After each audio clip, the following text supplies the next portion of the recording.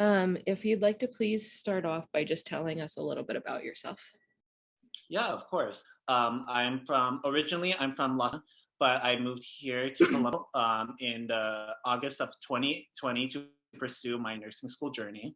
And up until this spring is when I graduated with my BSN and passed the NCLEX to get my RN. And I'm just so excited to start this start my nursing career here, and especially here at the prestigious where you guys are like the leader of medical innovation, research, and education, and I would just love to be a part of that. Cool, I like it. So just like off the record, like why nursing? Like you could have like, if you're into the medical stuff, you could have been a doctor. Like if you just want to help people, you could have been a social worker. Like why did you go for nursing? So I just chose nursing because at first I didn't know like what I wanted to do, but I know for sure like I wanted to be in the medical field. Okay. So before nursing, I was in school for OT PT. Okay. And I did a volunteering internship with my university, and I found out quickly that I did not like doing like PT and OT stuff because it was just like not for me. I didn't really have the patience to do it for that. So that was one of the reasons why like I didn't do that. And then a lot of my friends were doing nursing at the time, and I was just like, okay, let's try this out. And then I realized that nurses do a lot more than like than just like passing medications and stuff. They like also like are like there for emotional support, and then they also like are patient advocates, which I really do like that about nursing. And also just like more like the patient interaction as well. That's like really cool too. Okay. So I think we can kind of work that in. So let's see, how would you say this? You would say like in college, because it seems like you were kind of like, because I was kind of the same way. I was like kinesiology, thought I wanted to be a PT, and it was like, this is just like body physics. Like I want to learn about like the organ systems and like make it a little more complicated. You know what I mean? Yeah, especially also like pathophysiology as well. So you could say like in college, it started out by in college, you found yourself really drawn to the classes that talk about pathophysiology and how the organ systems work. And then you had friends who were in nursing, and when you learned about the parts that you said about like the advocacy and being an emotional support component of the care team, and I can't say it as well as you, whatever you just said was perfect. So listen back to what you said, but like work in that, because you kind of lit up when you said that. And then tell them like, once you found out there was a career that like could match the stuff that you really were curious about learning about and those pieces, you knew that nursing was definitely what you wanted to do. And also I do also like the teamwork aspect of like nursing, like interacting with like the doctors, the respiratory therapists, speech pathologists, and that stuff. So that's like all like interesting as well. Yeah, you should say that too. Also, there's like so much room for like professional growth as well. Like the nursing field has so many different options of nursing that like everyone could like nurses could like explore like different like areas, which is like really like insane to me. I'm just like, oh my god, there's so many things. I wouldn't yes, that's 100% true. I wouldn't say that to a hiring manager, because they're gonna be like, oh man, this guy's gonna leave in a year for like another. Oh no. We don't want to do that. I think I'm just gonna stay for at least 2 years and then possibly go travel. Yeah. Okay. Yes. So during like one of my clinical experiences I had a patient come up to the in DKA, and it was my job to monitor her blood sugar regularly. When it was time to monitor her blood sugar, I noticed that her blood sugar was very low, and to make sure it wasn't a mechanical error or a malfunction, I decided to check the blood sugar again. And this time it came back even lower. So I promptly notified the nurse, told them I assessed it twice and it was low both times. And we stopped the insulin drip and notified the provider and ended up giving the patient dextrose IV and continued to monitor the patient until blood sugar was within normal limits. Because you said something like 39 before, right? Yeah, should I say those numbers or should I just say it was very low? Yeah, because you say 39 say and any nurse is going to go, whoa, I don't love that. You know, they're going to be kind of like, no, okay. in your story. So say the specifics. Okay. Yeah. And then did the patient have any symptoms? Was she like lightheaded or like? The patient did. She was very she did seem very lethargic. She was very lethargic. She was very tired. She was basically like sleeping, but then she wasn't really. She was like not really easy to arouse. So you could say that you had noticed that. Take credit for noticing that. You could say, you know, I had a patient that was on an insulin drip and I noticed that she seemed lethargic. So I checked her blood sugar. Yeah. Okay. I should definitely say that. Okay. Yeah. This is like my least favorite question. We have a lot of great candidates. Can you please tell us why we should choose you? Yeah, for sure. So what I bring to the team, what I can bring to the team is that, you know, like I have actually 2 degrees, not only my BSN, but I also have a degree in exercise physiology. I studied extensively in the field of health and fitness, so I have some expertise and knowledge on those subjects as well, which could be useful in educating patients about, you know, like being healthy and exercise. I'm also like a great communicator. I'm also, maybe I could fit into that leadership role if needed. I'm also a good team player. Like I'm easy to get along with others. Yeah. So with the physical therapy type stuff, you can say, like, would you say that this is true? Could you honestly say something like, in clinicals, like because I'm a team player and I have a sort of a physical therapy type background, everyone was always asking me to help them get their patients up because like that did happen to me a lot. Like in clinicals, I got asked to, hey, can you help me turn, or can you help me boost my patient?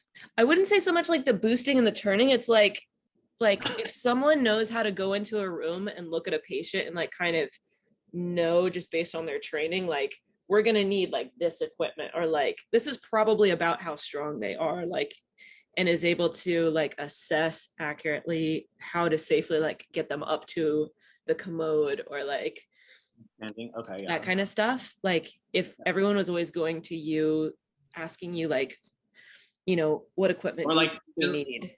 Yes, actually, that actually does happen to me a lot.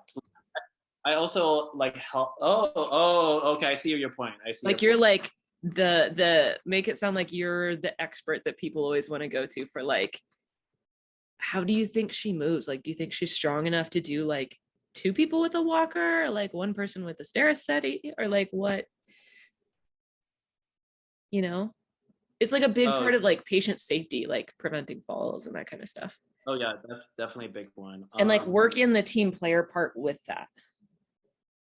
Okay. Because otherwise, I don't know how much they'll really care that you like know about physical therapy and like kinesiology, unless it's like it really helps in like, what do they get out of it? They get somebody on the unit who's like an expert at like making sure their patients don't fall. Yeah, preventing like falls and stuff. Yeah, that's like a big thing. Okay. Oh my god, now I'm getting like so much. Oh my god, like I never like even thought about like that in that way. I'm just like, oh, that's a good way of thinking about that. It's like a really valuable person to have on the unit. Like I feel like the girls are always asking the guys anyways, can you help me boost? But like boosting isn't really like an assessment critical thinking thing, you know, doesn't really prevent falls. I did like I did also like help like a lot of patients like transfer from like the bed to a chair, or like helping them, you know, like walk around, ambulate.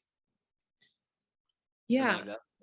So how would I like say that? You could say that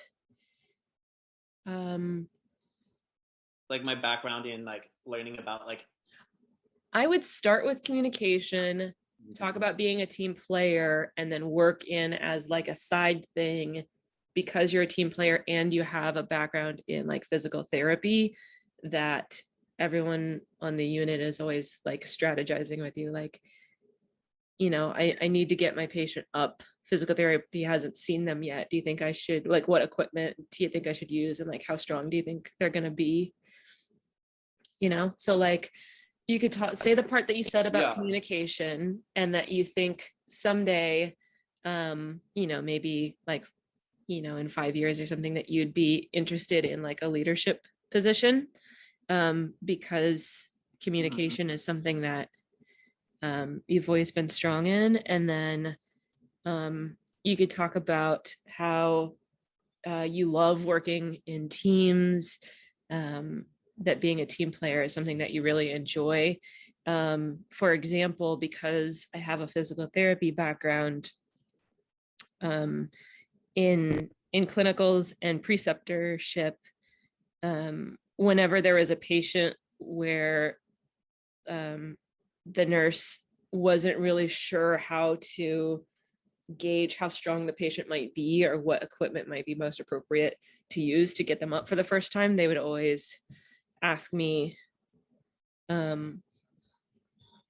what my assessment was, and have me help them get the patient up for the first time, because of my physical therapy background, to help make sure that the patient didn't fall. Okay.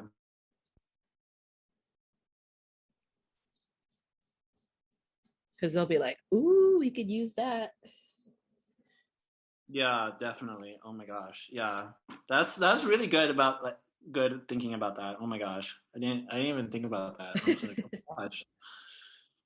Yeah, I feel like that's the main challenge with like prepping you, is like, you don't like give yourself credit. Like, there's totally things that you could totally be taking credit for, but you're just like, yeah, but that's I normal. just like think about that, or like even say that. I'm just like, oh, how do I say that?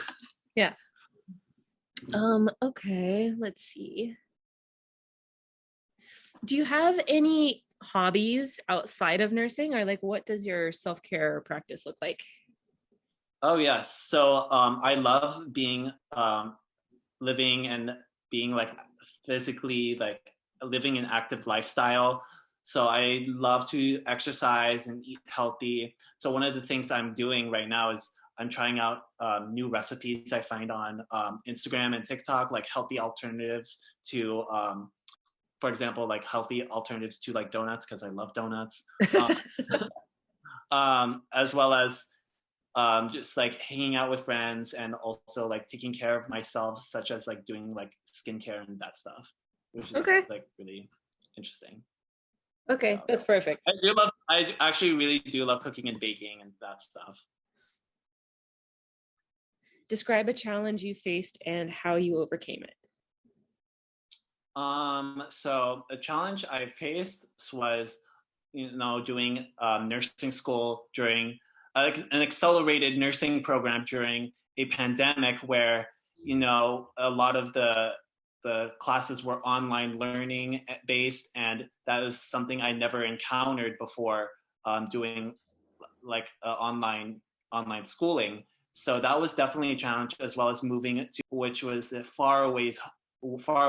So that was pretty difficult, not knowing, not having any friends, not really having that support system. So, but I definitely used my classmates, and definitely called some family members when I was feeling like very stressed out and overwhelmed. But we got through it, and I'm here now. Have my RN degree and my RN license. So definitely overcame it, but it was definitely like a hard journey. Okay. Is that a good one, or should I say something like more like hospital-y? No, that's fine. And then I'm just kind of, I was listening for like, they usually want a piece of like what you learned through it. But I think like basically what you told me was that you learned to know like who your resources are and like your support system. And like, Yeah. oh, I guess if things get hard in the new grad program, he could do the same thing and it should work for him. Is kind of what I'm Yeah. thinking, like as an interviewer. Okay. Can you please share with me your biggest strength and your biggest weakness?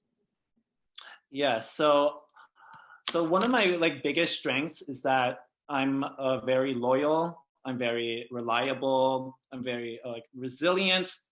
I have an eagerness to learn, and I'm like very open to critique and learning new things. Some weaknesses I would say would be that I tend to stress out a lot about like doing the best job I can do, which um, causes me like a bit of stress. But it's just because I really want to do like everything I can do to the best of my ability.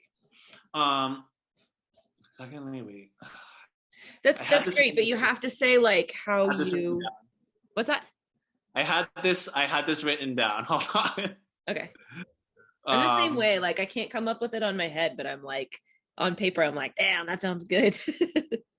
I know. That's exactly me.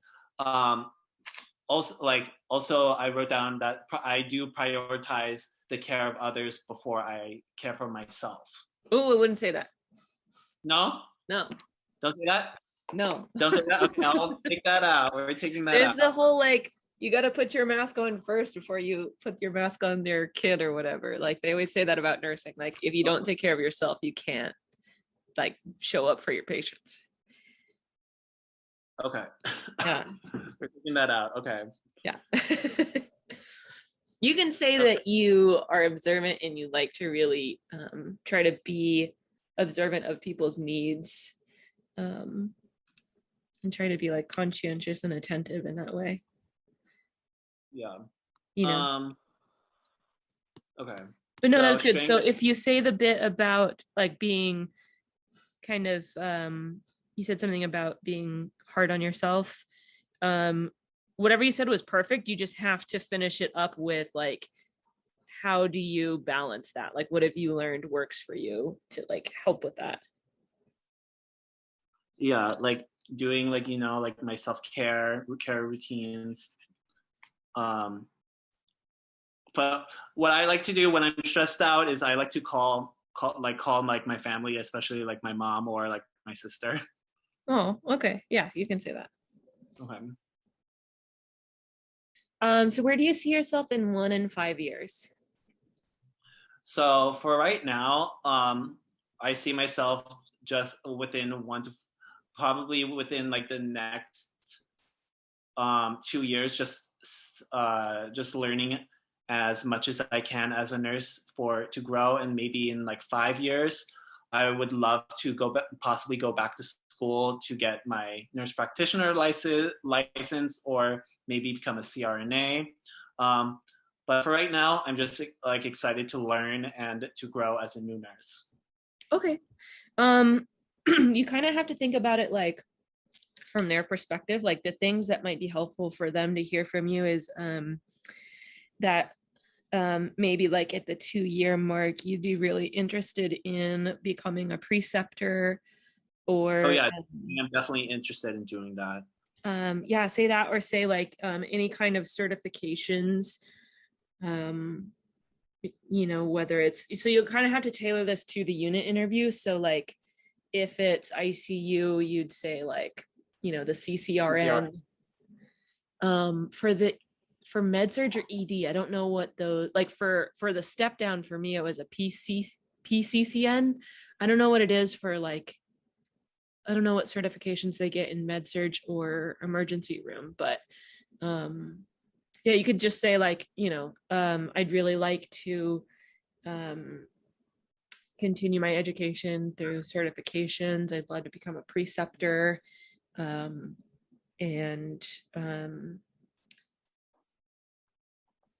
you could say that you'd love to become a charge nurse. Okay. What else do they like?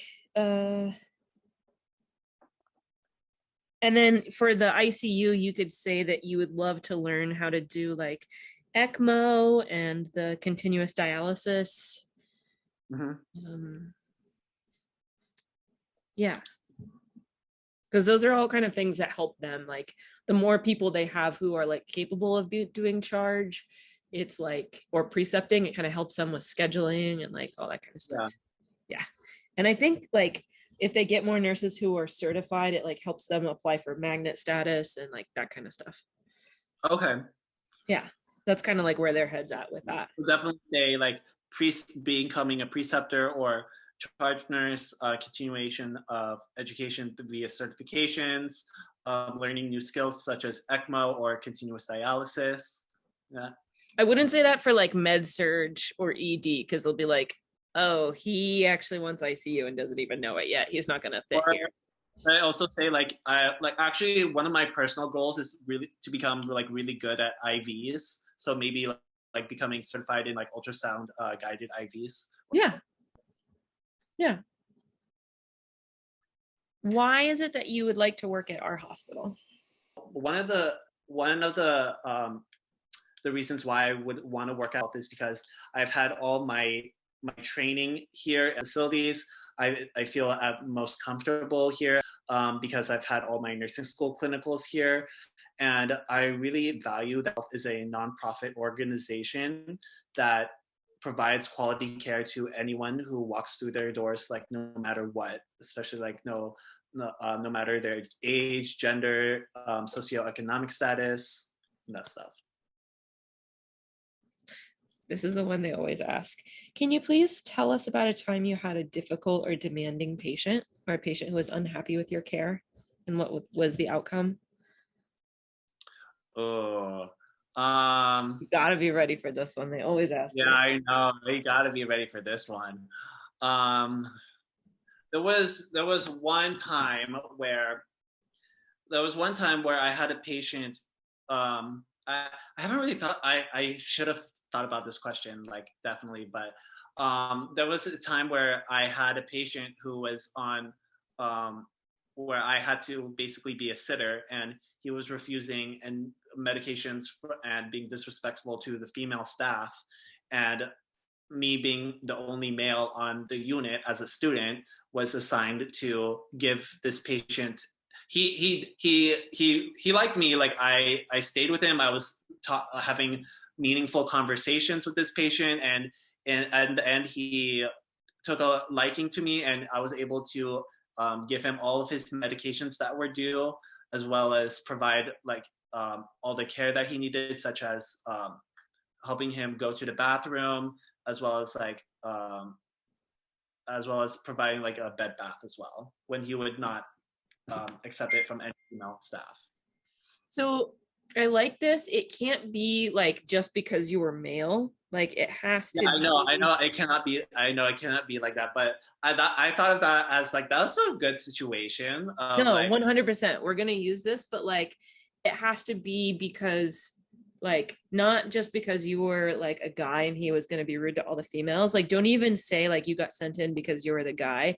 Just say like that you noticed like this one thing and that helped you build a good rapport with him, and like because you were the one who was like able to build a good rapport with him, they assigned him to you or something like that. And like what was it that you noticed that he needed that you gave him that helped him kind of like be able to receive care? Like did he need you to talk to him in a certain way that like the other people weren't doing, or like what was it about you other than that you were male? I think I was like talking to him in a way that like that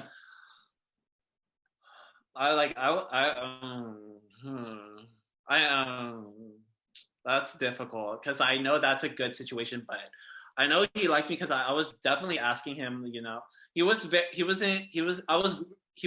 there mentally, but I was like going along with what he was saying. He was like, oh, like saying the most this thing. I was just like, yeah, that's cool. Tell me more about that.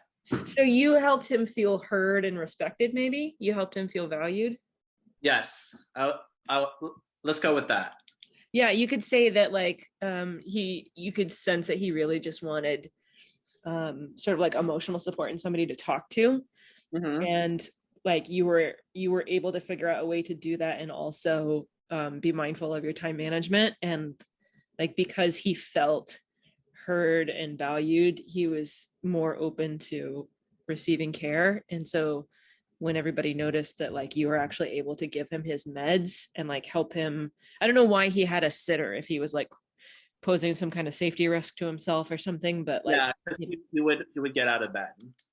because you were actually the one who was able to like make him feel heard and like safe and like valued, that he like would actually stay in bed. So when everybody noticed that he was cooperative with you, they assigned you to just be his sitter and like help give his meds and all of that stuff. And that it taught Yeah, you how important it is to build um rapport and build rapport with the patient. It taught me how to build rapport to the patient, as well as provide that, make them feel emotionally supported and valued. yeah, and like just listening too, you know. Yeah. Okay. um yeah. Okay. I'm gonna. The other thing I want to tell you is I feel like you have this great quality that like a lot of people don't have, where like when you're talking you're like smiling and you're like expressive and it just feels like you're just like being honest. And I don't want you to get like so rehearsed by like listening to this a million times that you like lose that, because not a lot of people have that, and like that lets them feel like they trust you and they like got to know you and you'll be their favorite because of that. So make sure you don't like over rehearse and lose that. Yeah, but at the same time, I don't know. I definitely don't want to under rehearse. Right. Yeah, it's like a balance of like being Definitely about. confident where like you know what you're saying and you're not just like but Yeah. like I mean, don't I'm just become a robot. so traumatized from the virtual interview that I'm just like, oh geez. And then I was asking some of the OR like nurses, and there was this one guy who said like they asked me a question that I literally said I don't have an answer to that. So if they do ask I'm you just like, something where you don't have an answer, you can say, oh, that's a really good question. I actually haven't encountered this yet, but I think what would be the most important to me if I did encounter that would be really making sure that I do this, and this, because that's what I really like value and want to develop as a nurse. You know? that is really good. Yes. Like if I did, then this is how I would do it. That Right? Like think about like what are they asking me? Like what do they not want to hear? What do they want to hear? Like are they asking if I'm like the person that's going to do this versus do this? Like, and then because the way it works is like when you're interviewing someone, you get like a rubric. Like you have like these, 10 questions or whatever. You have a scale of like 1 to 5 and you have to rate them. And it's like for a question like tell me about a difficult patient, they would be scoring on your ability to de-escalate a situation or like give compassionate care or whatever it is. So you want to make sure, for example, the one that people like miss a lot is tell me about a time when you made a mistake. And people will tell a story like, I have a perfect one for that. I've been rehearsing that question. I for sure will be asking you that one. Okay, so like perfect. what people will do is they'll tell a story where like, oh, my boss said that I need to do this, but actually I showed her the policy. Turns out I didn't make a mistake. And we're like, cool, I'm glad that you're like perfect and don't make mistakes or whatever. But like the rubric, I'm supposed to be scoring you on your ability to like take accountability for your mistakes and make changes from them. So like, how do I score you on this? You know what I mean? You have to think about like, what is it that they're probably like, what box are they asking me to check? Mm-hmm. Yeah. Please tell me about a time when you made a mistake at work. Oh, perfect. So during one of my clinicals, I had a patient ask me for, like, who was not my assigned patient, but I was just answering call lights. Had a patient ask me if I could grab them a cup of ice water to alleviate their dry mouth sensation. So, just as a student, I just blindly just grabbed them a cup of water, and before giving them their requested cup of water, I checked their chart just right before I was going to give it to make sure like if there was like any if there was any meds due at that time as well. But I realized I saw on their diet order that they were NPO. So in order to correct this mistake, I alternatively offered the patient moistened mouth sponges so they can swab around their mouth to alleviate their dry mouth sensation. Perfect. But that lesson taught me to double check their diet order to make sure that they are either like special diet or like NPO. Cool. You could also say like that you realize it's very important because it could have like delayed a procedure, or it could have like complicated a surgical recovery, that like in the future you're going to be really careful about that. Because then it's like, yes. Can you please tell us about a time when you were able to provide culturally conversant care?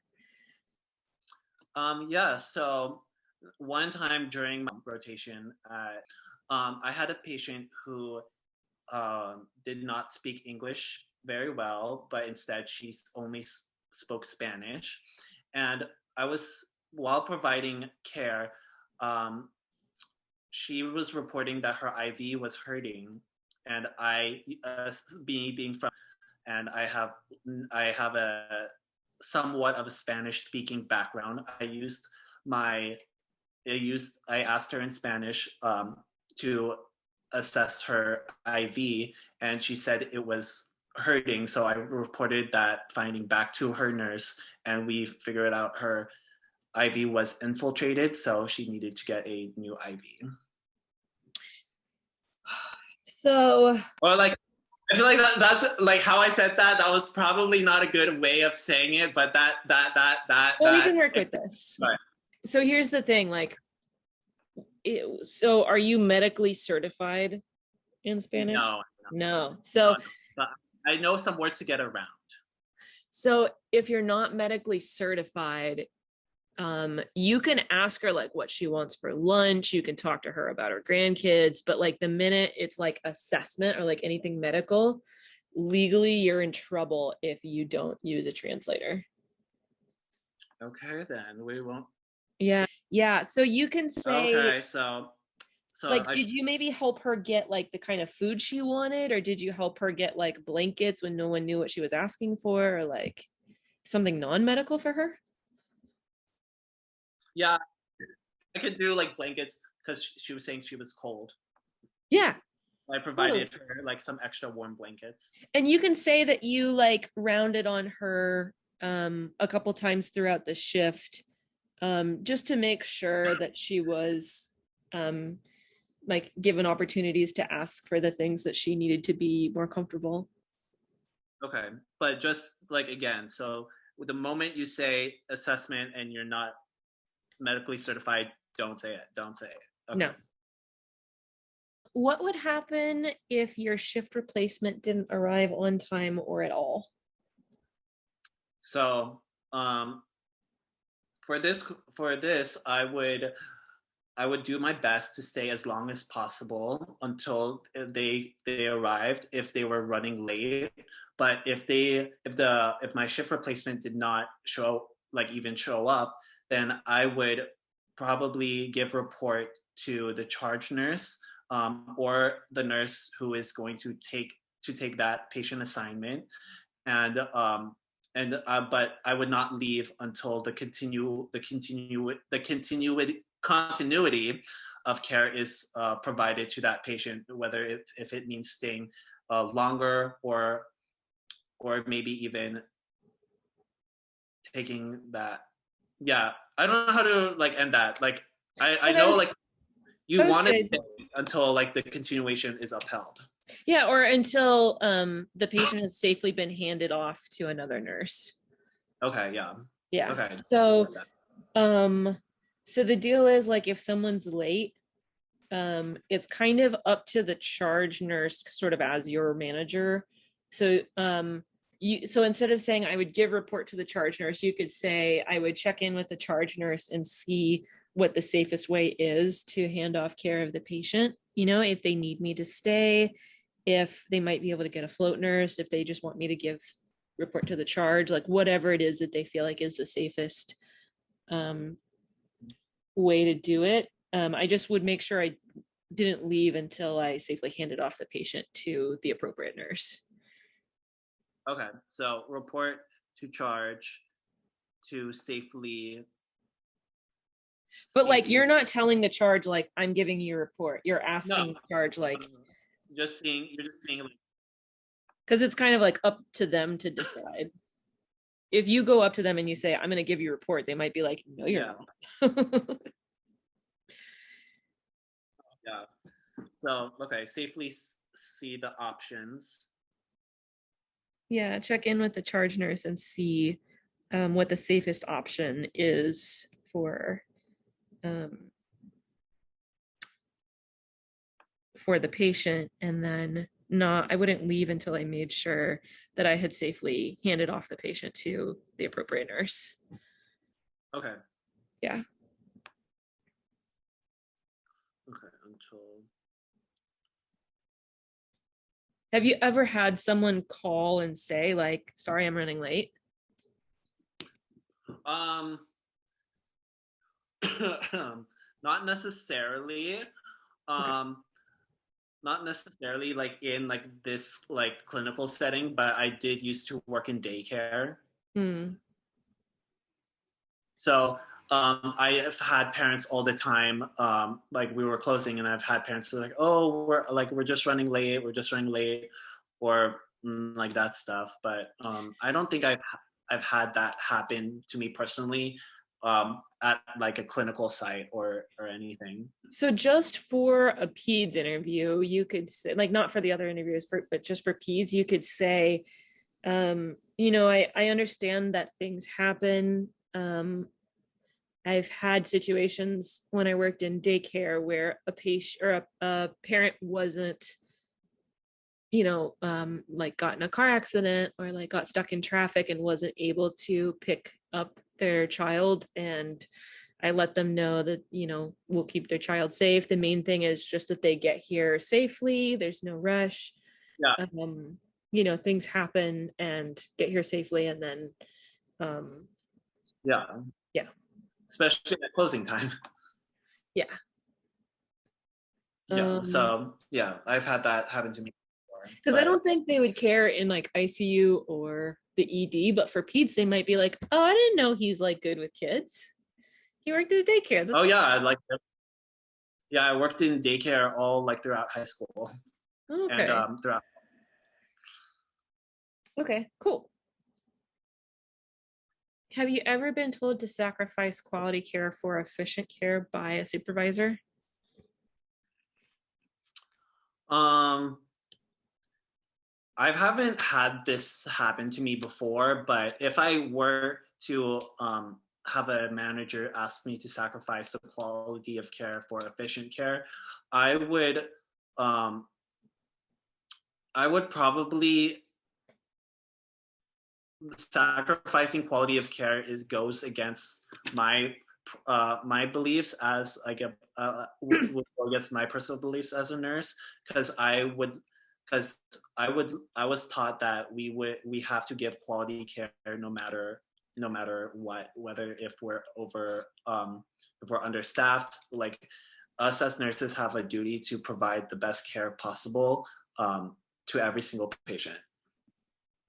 So I haven't had that happen to me before, but like if that's what I would say. Like I don't think personally, I don't know, think as nurses we should sacrifice quality care ever. So you got the first part of the answer like spot on. The second half that they would be waiting for is that because you like to learn as much as you can, you always see it as a great opportunity when someone with experience like wants to share that experience with you, and you would love to hear any strategies that they have for how to make your care more efficient, because if your care is more efficient, it's going to improve the quality of care overall for all of your patients, especially in times where you may be short-staffed. But you absolutely would not do anything that would harm the quality of care for your patients. But you definitely would love to learn about how to be more Okay. efficient because it'll help the quality of care, which is always going to be the goal. So that second part, would say, I would ask my manager how I could make my uh, care care more efficient, but as well as not sacrificing the quality. Yeah, so you could say, like, I guess for like a flow of it, you could say, the most important thing for me is to always provide the best quality care that I can. But because I love to learn as much as I can, especially from people with more experience who are willing to share that with me, I would love to strategize with them and see what ideas they might have for how to have more efficient care. Because if I'm more efficient, it'll help the quality of my care overall. And having quality care is always going to be the most important goal for me. Okay. Yeah. Can you please tell us about a time you had to adjust to a change at work? So think like new equipment, new masks, new policies, anything like that. Yeah, for sure. Let me think about that. To adjust.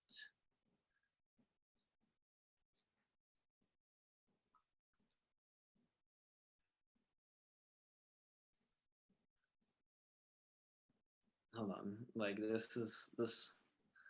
I feel like there's like a lot of things that we did to adjust, like especially during COVID, like wearing masks, like wearing masks, like all 12-hour clinicals that and like donning like PPE, reusing masks. Um, Did you ever have to provide like patient education about like why they need to have their mask on, or like their visitor oh, policy or anything like that? well, not necessarily the patient, but like the patient's family. Yeah. So there was a time where I had a patient who refused to wear a mask, but they were insistent on just wearing a face shield. But per policy, it was important for them to also be wearing a mask, and provided that education. And after providing that education, the patient was still reluctant to wear a mask, and if they weren't compliant, then they would have to be escorted Yeah. out of the floor. So like that, actually, like that, can that be one where it's like facing family um who were unwilling to abide by the policy changes of everyone needs to wear masks? So I would frame it as like, as a new grad, um, because communication and leadership is something that you value, that like it was actually, the change provided a great opportunity for you to get more experience with providing education to families, because it was a big change that everyone had to adjust to together. And like I would kind of frame it like that, Okay. because like everyone had to like don and doff PPE. That Yeah. doesn't like really set you apart. But if you talk about how like you took the opportunity to like grow your comfortability with providing education and being like a leader in that way, that might give you some points. Okay. And like how to have patient, or like when you have situations where there's a difference of opinion, how to like communicate respectfully in a way where everybody feels heard and valued, but like also maintaining safety. Yeah. You could even use it for like, have you ever had like a disagreement with a family member, or like have you ever had um a situation where like you had a message that was not received well, or like Okay. keep Yeah. in like at the end of this, I would list like your top 5 like favorite stories that you feel like, especially the ones that are like you can take credit for like clinical stuff, Yeah. and make sure you work them in somehow, because I feel like most of your stories you could use for like various questions. It doesn't have to be like only for this question are you allowed to share that story. You know what I mean? Yeah. Can you please tell us about a time when you had to think creatively or be innovative at work?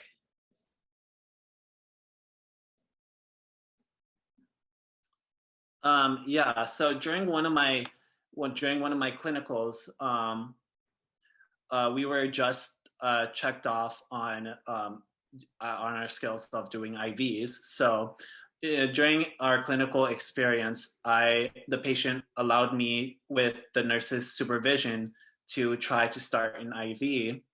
And but this patient's veins were not very visible or palpable. So like at this time when I was innovative, I grabbed because I knew heat vasodilates the veins. So I grabbed a hot pack and placed it on the patient's forearm for about, I would say, like maybe 2 to 5 minutes.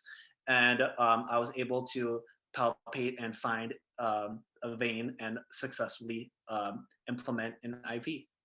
Cool. And just FYI, the keyword that they're usually looking for with this question is dependable, reliable, that kind of stuff. Can you please tell us, if we called your manager and asked what they have to share with us about you, what would they say?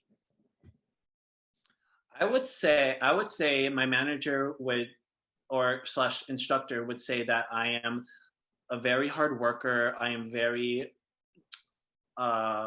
open to learning and receiving critiques. They would also say I'm a great communicator and also a really good team player, as well as also they would also say that I am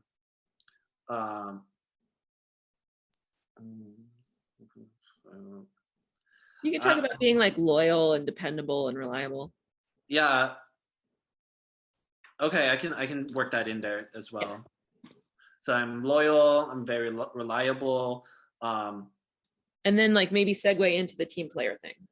Yeah. But for that question, I think I would hound on my openness of learning and receiving new critiques, because during clinical experiences, I was always asking all the nurses and like my instructor, I was like, oh, is there anything like fun or interesting to see? Like I was able to like draw blood off an A line. That was really cool. That was really cool for me, seeing a blood off an A line, do it, like allowing me to do like IVs, inserting Foleys. I thought all that stuff was cool and interesting, and I like was so very eager to like learn and like watch like the nurses or doctors do procedures bedside, that stuff.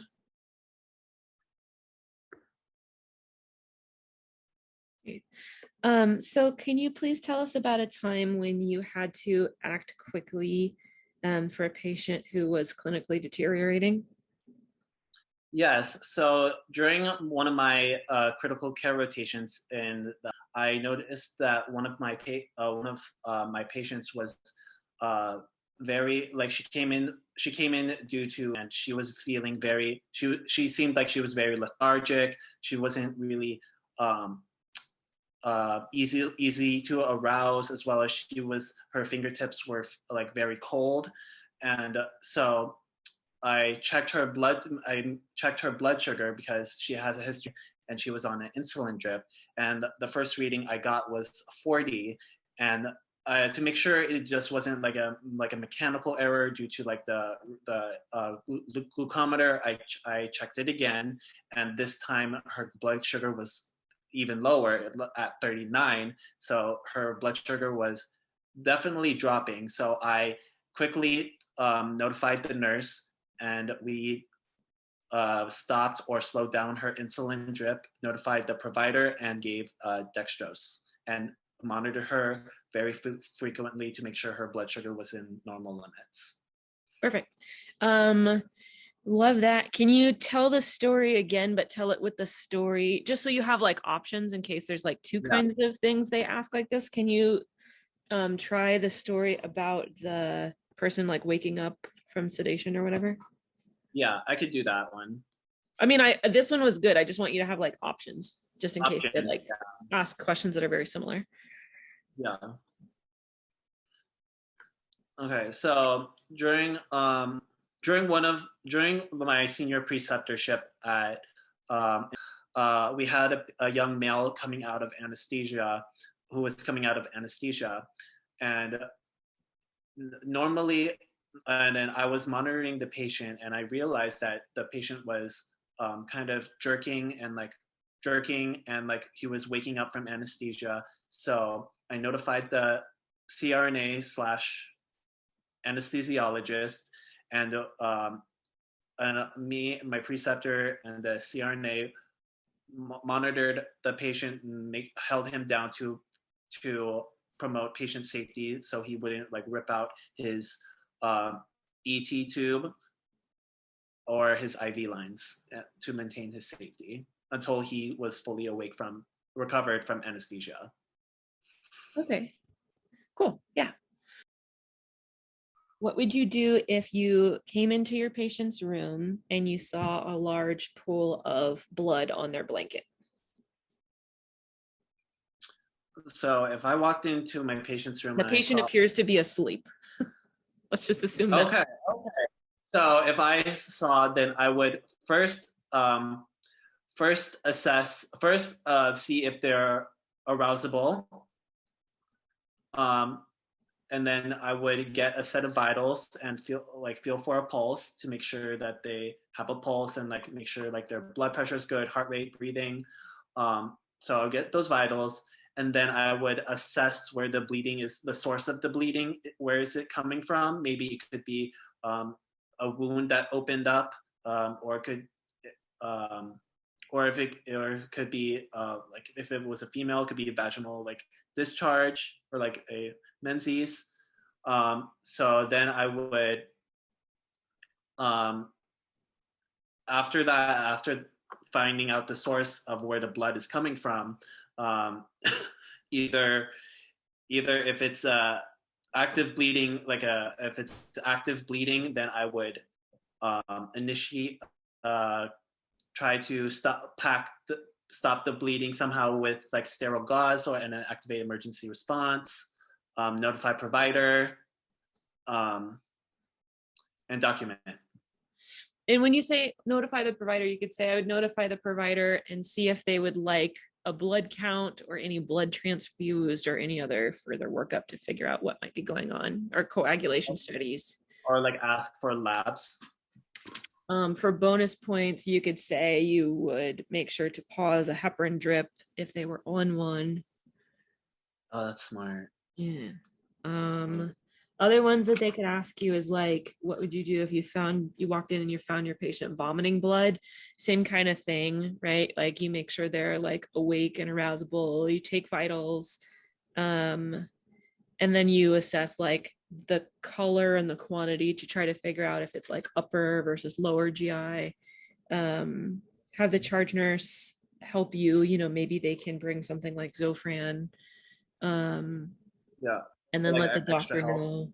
What's that? Like call for extra help. Yeah. And then let the doctor know, patient just had a large coffee ground emesis ×1. Vital signs stable. Would you like any labs or further workup at this time? Yeah. I had a CNA yell at me because I wasn't doing patient transport. She was an older woman. I should have offered to transport the patient from the pre-op to the OR, but past CRNAs have told me they've gotten it or they don't want me to do transport, so I assumed, and she went up to me and yelled at me for not offering to push the patient to the OR, and I told her I was sorry. I will do it. I'll like push the patient transfer them to the OR. But yeah, no, I have that. Could that be one? Yeah, but so the question is a time when you had to give negative feedback. So you have to say the part about how like you told her all the things that you just said, but then you asked her that in the future if she could please give any feedback that she has not in front of patients, because it's just Or should I just ask, or should I be like, after that experience, I asked them if they could just let me know if they want me to. Yeah, say that, and then if there is any feedback that they need to give, constructive feedback that they need to give in the future, to please pick a time where you're not in front of a patient. Yeah, because that did happen in front of a patient. Yeah. Can you please tell us any leadership activities that you've done in any of your past positions? So for this, think about like any time that you've like trained someone, anytime that you've been. Oh, also for the question earlier about like what you'd like to do in like 1 to 5 years, you can say that you'd love to be part of like any committees within the hospital. Oh yeah, like definitely. I would love to be a part of the committee and do that stuff. A time where what was the question? Like any leadership activities that you've done in any of your past jobs, or like in school or whatever, where you like trained people, or like you were a resource, or like initiated something. Oh yeah, definitely. Well, I have like multiple instances of this, so I'm gonna list a few different stories. Is that okay? So, in high school, I was captain of my volleyball team. So that was one. There was a time where, in college, I was in a fraternity, and I held a leadership position on the board. I was the event coordinator, and my job as event coordinator, I always taught the incoming person who was fulfilling my job of like how I did things. Like I booked the venues like months in advance. I made sure that to tell them all like the secrets that I knew, like where to get the shirts, how to design the shirts. And then what was the first one that you said? The first one was? I was team captain of my volleyball team. So with that, you could say that very quickly, and then say like it taught you a lot about like the flow of like teamwork and how to like be a leader and help with morale even on like the tough days, which you think will be really helpful for days where you might be short staffed as a nurse. And to like really look out for your teammates and notice like who might be busy and need like a little bit of help, and that you do like to be detail oriented in that way. And that because you're detail oriented, when you were there was another position you held as an event coordinator, and when you train the next employee, you really helped them learn about like the detail oriented stuff, and like say like you like to be someone who plans everything out ahead of time, and like have a contingency plan for what you would do if you do need a backup plan, and that you like would book the venues way in advance, and that you'd really like to like have all the t-shirts like designed out ahead of time. So basically what you're telling them is like you're a team player, you know how to like notice players on your team that might need help and like boost morale, and you look out for your teammates. And then and what was this was sorry so you could say volleyball, or you could just say like I played a lot of team sports as a kid, or like in school growing up I played a lot of team sports. You didn't even have to say like volleyball, and then you didn't even have to say it was like a fraternity. You could just say like you had a position as an event coordinator and you really liked that job because or because you're someone who is like detail oriented and likes to kind of plan everything out and have like contingency plans. So basically what you're telling them is you're a team player, and then like you're really detail oriented and like to like basically like you have everything under control and you're not like a spaz ball. Oh yeah. I was like, oh my god, like the way you like worded that, I'm just like, oh my god, that's so good. I was like, I would have never thought about that. I got you. Thank you so much. Like this has been so helpful. I'm just like, I did not think of that. Oh my god. Oh my god. I was like, oh my god. I was like, am I ready for this interview? I don't know. So they'll say something like, well, that's all the questions that we have for you. Do you have any questions for us before we wrap up? Yeah. So, for example, I know in the ED and the ICU, is it a requirement for nurses to have the ACLS before starting this position, or is it okay that that nurses obtain this after they gain this position? And if so, does the hospital facility provide the training and the resource to obtain that certification? I don't love this question. It sounds like you're trying to get money. Oh, like okay, I would never mind. ask this after they've already given you an offer.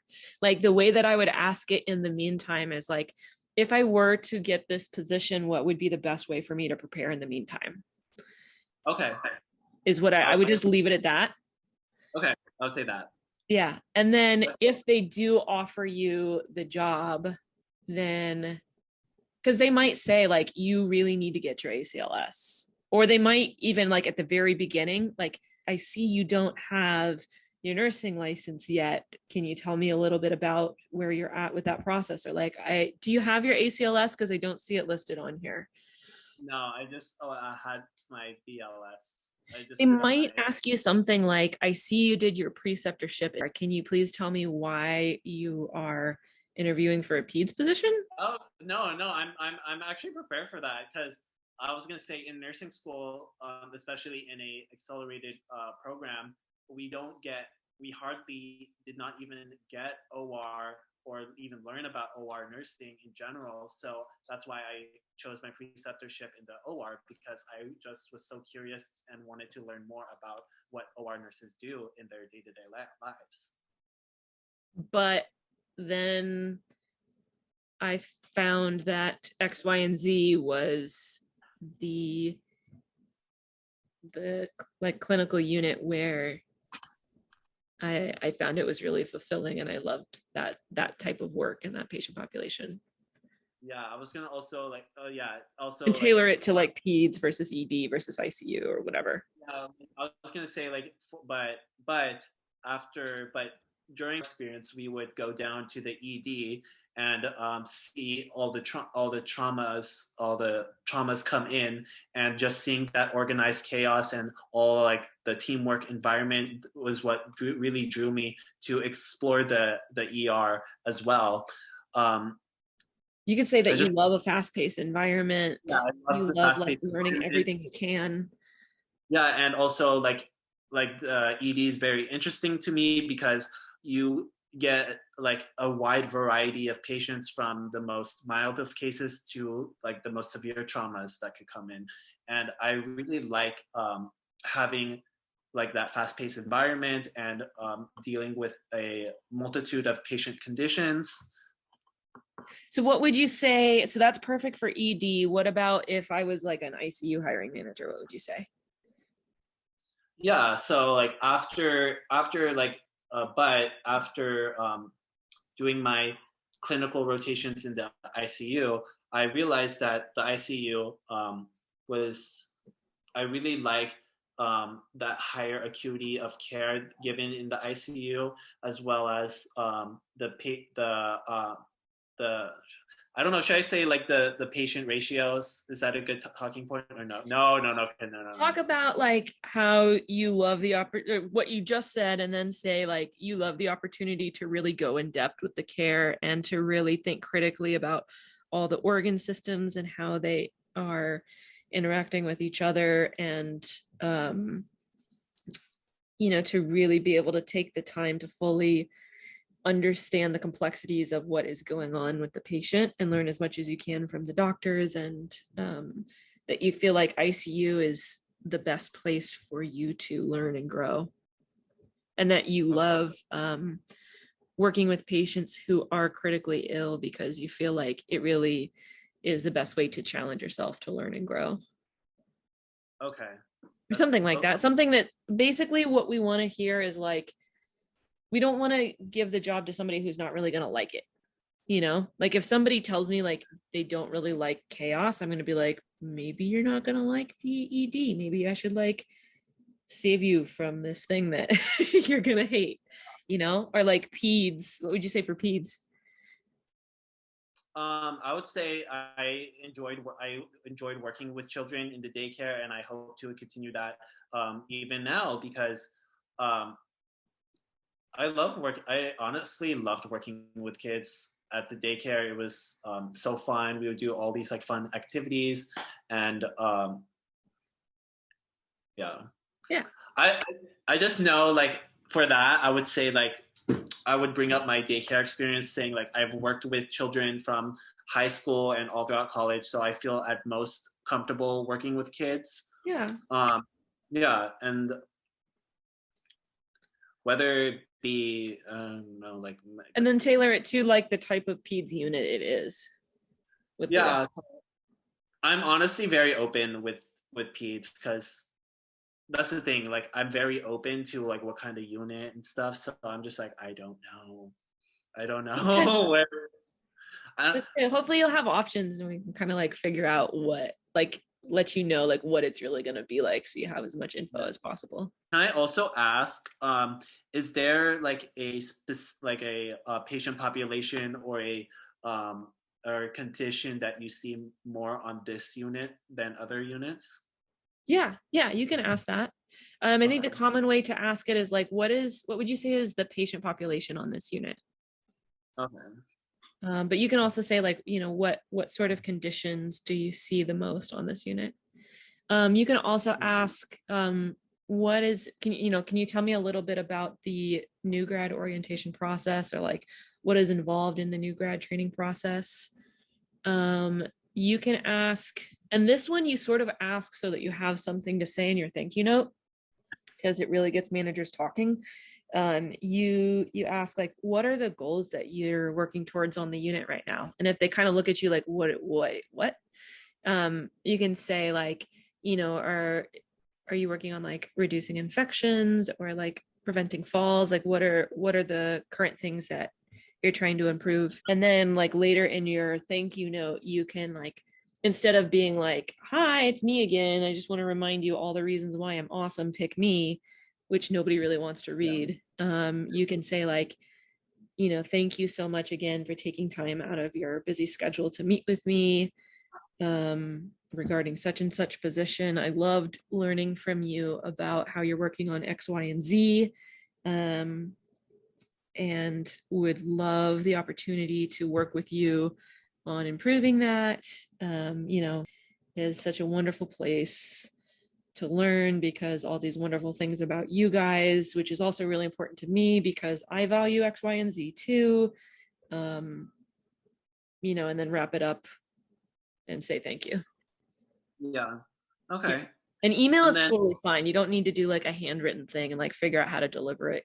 That would almost be kind of weird. Okay. And then also another questions I had was,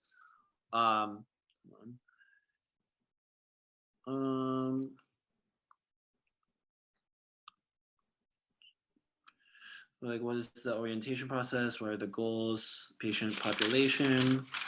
Hold on, I have this. I had this written down.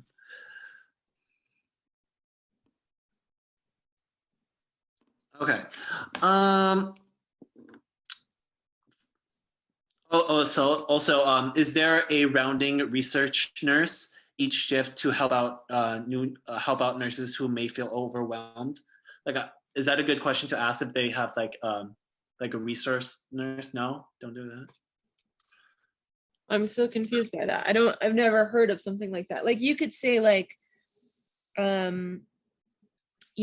what does the new grad orientation process look like, and who are the resources for new grads who have questions as they develop their skills? Okay, Or so like what resources are available for new grads?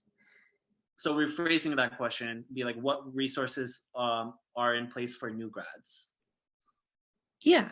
And then you kind of want to know about the new grad orientation process, right? Like, do they give you like 2 weeks and then say you're on your own? Do they give you like 9 weeks? Do you have like one preceptor? Do you have 5 preceptors? Like, how's it work? Yeah. Like, do you have to go to classes at night and then do shifts during the day? Like, hopefully they'll tell you a little bit about the process. Yeah. Okay. Yeah. And then, so stay away from asking about like money and stuff, about like, for example, like, okay, stay away from that. Okay. No. Just stay away from that. Tacky. Don't do it. If you really want, you can do some like recon online and look it up. Okay. And then should I also ask about for example, like, is it, like, again, from like how to prepare like for the ICU? Is it what it like? I want to say something about like the CCRN. Also, my friend who works in oncology med surg, I was also thinking about is like, I know that our nurses required on the oncology unit to have that certification. Chemo cert. Yeah, chemo certified. Yeah. Yeah, like when you say, if I were to get the position, what would be the best way for me to prepare? Are there any certifications or any other preparation work that you would recommend? And then that would open it up for them to say, like, you really need your ACLS. Yeah. Also, I strongly recommend that you get that if you can before the interview. Okay. Because I was asking my friend who works in the ED right now, and he was just like, yeah, I got hired without it, but they are providing him the training and okay, like go get it. So I'm just like, okay, like if the hospital provides it, then why not? Yeah. They might even pay you to do it. Oh yeah, perfect. For those hours. Yeah. I am just really nervous. How do you like combat that? For me, what worked is I read something that says project openness and warmth. I feel like when I'm doing that, it's impossible for me to also be nervous at the same time. You come across as someone who like is really conscientious, like wants to learn, like is up for a challenge, is going to be like a good team player, is smart enough to like figure out anything that's thrown at you. Like you don't have any red flags where I feel like they would be concerned. So like you come across well to like an interviewer. Yeah. It's just, for me, it's like knowing knowing how to say it. I feel like I have like the stories and like the experiences, but for me, I just struggle of like delivering it. So like get it really tight on paper. Keep it short and concise. Yeah. And smile. Like I feel like the more you like smile and show your personality, the better it'll be. Yeah. Okay. Let me know how it goes. Oh my God, I'm so scared. I have my first one tomorrow. Okay. All right. Let me know how it goes. I feel good about it. Okay. Thank you so much. I will definitely watch that video and like practice all of this and like I'll send you these recordings. Okay, perfect. Thank you so much. Yeah, of course. Thank you. Bye. Thank you. Yeah, bye.